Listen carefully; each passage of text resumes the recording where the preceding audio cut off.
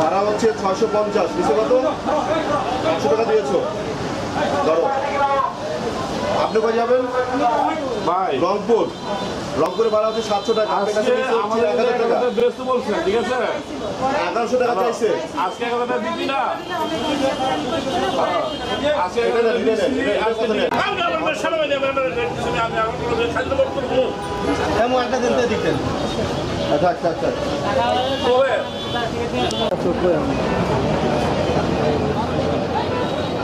বাংলাদেশ সেনাবাহিনীর মধ্যে আমাদের এখানে অনৈতিকভাবে আমাদের থেকে নির্ধারিত ভাড়া চাইতে অতিরিক্ত ভাড়া বেশি রাখা হয়েছে, যার ফলে আমাদের সেনাবাহিনী অভিযানের বিরুদ্ধে আমাদের ন্যায্য ভাড়া রেখে আমাদের বাকি টাকা ফেরত দেওয়া হয়েছে। আসলে এভাবে যদি অভিযান সব জায়গাতে চলতে থাকে তাহলে আমাদের দেশে কোনো বৈষম্য থাকবে না, এবং কোনো সিন্ডিকেট থাকবে না। আমাদের দেশটা আসলে সেনাবাহিনীর কাছে নিরাপদ। আসার পরে আগে জিজ্ঞেস করছে যে ভাড়া কত, পরে জিজ্ঞেস করার পরে আমি বলছি যে 1000 টাকা ভাড়া নিচ্ছে। কোথায় যাব সেটা জিজ্ঞেস করছে। আমি রংপুর লালমনিরহাট যাব, তো আমার থেকে 1100 টাকা চাইছে, সেখানে আমি 1000 টাকা দিচ্ছি।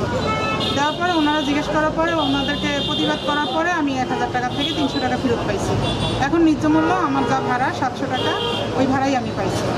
সেনাবাহিনী ভাইদেরকে বলবো যে সিলুট জানাই, সবগুলা কাউন্টারে জানি এরকম থাকে, সবগুলো কাউন্টারে এরকম থাকলে সব ভাই বোনেরা নিরাপদে যাইতে পারবে, সুস্থভাবে যেতে পারবে। আমি চাই সব জায়গায় এরকম থাকুক, সবাই সুস্থভাবে যেন যাওয়া আসা করতে পারে।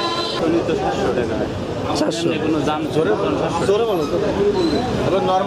নর্মাল মানে রেগুলার ভাড়া 400 টাকা ছিল, 700। এখন কত নিচ্ছে? 1000 টাকা।